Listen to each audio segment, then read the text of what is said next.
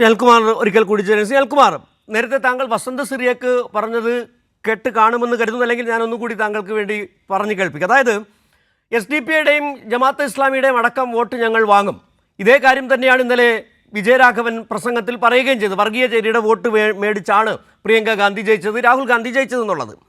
ഇവിടെ ഏതെങ്കിലും തരത്തിൽ ഒരു വിമർശനം, അത് ന്യൂനപക്ഷ വർഗീയതയും ഭൂരിപക്ഷ വർഗീയതയ്ക്കെതിരെയും വിമർശനം ഉയർത്തുമ്പോൾ ആ വിമർശനം ഉയർത്തുന്ന ആളെ വർഗീയവാദിയായി ചിത്രീകരിക്കുന്ന വർഗീയ രാഘവൻ എന്നൊക്കെ തന്നെയാണ് ചില മാധ്യമങ്ങളടക്കം വിശേഷിപ്പിക്കുകയും ചെയ്തത്. അദ്ദേഹം അവതരിപ്പിച്ച കൃത്യമായ രാഷ്ട്രീയം ഇടതുപക്ഷം മുന്നോട്ട് വെക്കുന്ന മതനിരപേക്ഷ രാഷ്ട്രീയം, ഒരു തരത്തിലും വർഗീയ കക്ഷികളുമായി കൂട്ടുകൂടാത്ത നിലപാടാണ് CPM-നുള്ളതെന്ന് പറയുമ്പോൾ അതിനെ അദ്ദേഹത്തെ താറടിക്കാൻ വേണ്ടി വലിയ തരത്തിലുള്ള പ്രചാരണങ്ങൾ നടക്കുകയാണ്. നേരത്തെ വസന്ത് പറഞ്ഞതുപോലെ തന്നെ ആരുടെ വോട്ട് ഞങ്ങൾ മേടിക്കും. അതിന് ഒപ്പം ഒരു കാര്യം കൂടെ അദ്ദേഹം ചേർത്തു, CPM പല പഞ്ചായത്തുകളിലും SDP-യുടെയും ജമാഅത്തെ ഇസ്ലാമിയുടെയും പിന്തുണയോടെ ഭരിക്കുന്നില്ല എന്ന് കൂടി.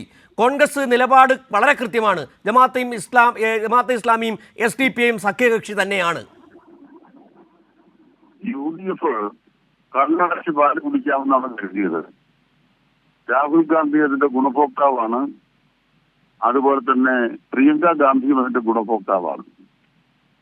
കേരളത്തിലെ ന്യൂനപക്ഷ വർഗീയ അടിസ്ഥാനത്തിൽ പ്രവർത്തിക്കുന്ന സംഘടനകളെല്ലാം കൂടിച്ചേർന്ന് UDF-നൊരു സഖ്യമുണ്ടാക്കുകയും അതിനടിസ്ഥാനത്തിൽ LDF-ന് മറികിടക്കുകയും ചെയ്യുക എന്ന തന്ത്രമാണ് കുറച്ചു കാലമായി ഇവിടെ സ്വീകരിക്കപ്പെട്ടു വരുന്നത്. അത് തുറന്നു കാണിക്കുക എന്നത് CPM-ന്റെ ബാധ്യതയാണ്. മതന്യൂനപക്ഷങ്ങൾക്ക് ഇന്ത്യ രാജ്യത്തെമ്പാടും വേട്ടയാടൽ നേരിടേണ്ടി വരുന്നുണ്ട് എന്നുള്ളതൊരു യാഥാർത്ഥ്യമാണ്. ആ വേട്ടയാടുന്നവരാകട്ടെ ഇന്ത്യ രാജ്യത്തെ സംഘപരിവാരാണ്. ആ സംഘപരിവാരത്തിന് ഒളിഞ്ഞും തെളിഞ്ഞും സഹായിക്കുന്ന നിലപാടാണ് ഒരു ഭാഗത്ത് സ്വീകരിച്ചുകൊണ്ടിരിക്കുന്ന നിലപാടാണ് കോൺഗ്രസിനുള്ളത് എന്നത് നമ്മൾ തിരിച്ചറിയുന്ന യാഥാർത്ഥ്യമാണ്. കേരളത്തിലേക്ക് വന്നാൽ ജനാധിപത്യത്തോട് ശക്തമായതുകൊണ്ട് ഇന്ത്യ രാജ്യത്തിന്റെ മറ്റു ഭാഗങ്ങളുടെ രീതിയിൽ മതന്യൂനപക്ഷങ്ങൾക്കെതിരെ വേട്ടയാടൽ നടത്താൻ BJP കഴിയില്ല.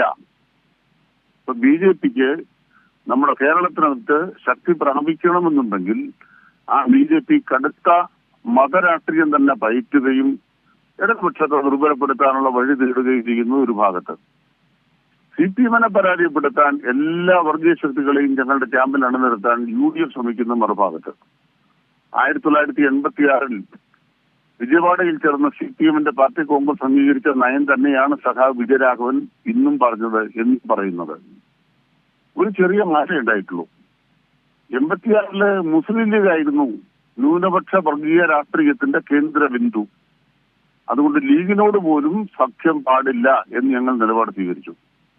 ഇപ്പൊ ലീഗ് മാത്രമല്ല, ജമാഅത്തെ ഇസ്ലാമിയും അതുപോലെ തന്നെ SDP-യും ആ മേഖലയിലെ വർഗീയമായ തീവ്രവാദപരമായ ഒരു ശക്തിയായി വളരുകയും ലീഗിന് കീഴിൽ അവരെ ഏകീകരിപ്പിക്കുന്ന പുതിയ രാഷ്ട്രീയം സ്വീകരിക്കുകയും ചെയ്യുന്നു. അപ്പൊ ഈ ത്രിമൂർത്തികളെ ചൂണ്ടിക്കാണിക്കണ്ടേ? ഞങ്ങൾ എന്തുകൊണ്ട് മുസ്ലിം ലീഗിനോട് ബന്ധമില്ല? എന്ത് അയോഗ്യതയാണ് മുസ്ലിം ലീഗിനുള്ളത്? അത് മതരാഷ്ട്രീയമാണ്. BJP കൈകാര്യം ചെയ്യുന്ന മതരാഷ്ട്രീയമാണ്. മുസ്ലിം ലീഗിന്റെ മതരാഷ്ട്രീയം ശരി, BJP-യുടെ മതരാഷ്ട്രീയം തെറ്റ് എന്ന നിലപാട് സ്വീകരിച്ചാൽ BJP-ക്ക് ഹിന്ദു മത ജനവിഭാഗങ്ങളിൽ നല്ല പിന്തുണയല്ല സ്വീകരിക്കാൻ കഴിയുക, കിട്ടാൻ കഴിയുക. അതുകൊണ്ട് കോൺഗ്രസ് മുസ്ലിം ലീഗുമായുള്ള ബന്ധം പുനഃപരിശോധിക്കണം. UDF-ന്റെ ഇന്നത്തെ സംവിധാനം ഇതേപടി തുടരുന്നത് RSS-ന് സഹായകരമാണ്, BJP-ക്ക് സഹായകരമാണ്. മുസ്ലിം ലീഗുമായി ചേർന്ന കോൺഗ്രസിന്റെ സഖ്യം ഇവിടെ സഹായിക്കുന്നത് BJP-യെ തന്നെയാണ്. ആ സഖ്യത്തെ ജമാഅത്തെ ഇസ്ലാമിയും SDP-യും ചേർന്ന വിശാല മഴവിൽ സഖ്യമായി വിപുലീകരിക്കുന്ന ഒരു രാഷ്ട്രീയം കണ്ണടച്ച് ആളുകൾ അറിയാതെ രഹസ്യമായി ചെയ്യാമെന്നാണ് രാഹുൽ ഗാന്ധി വിചാരിച്ചത്.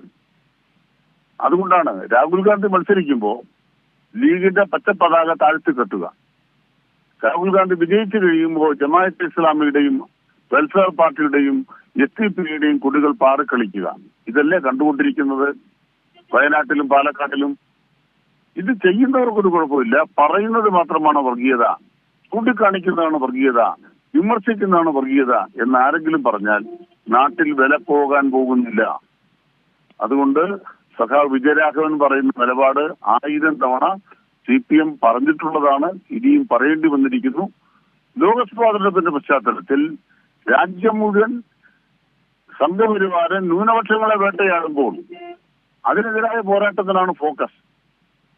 ഇന്നും നമ്മുടെ കേരള സമൂഹത്തെ എല്ലാ വർഗീയ ശക്തികളിൽ നിന്നും രക്ഷിച്ചെടുക്കാനുള്ള ശ്രമത്തിലാണ് CPM ഏർപ്പെട്ടിരിക്കുന്നത്.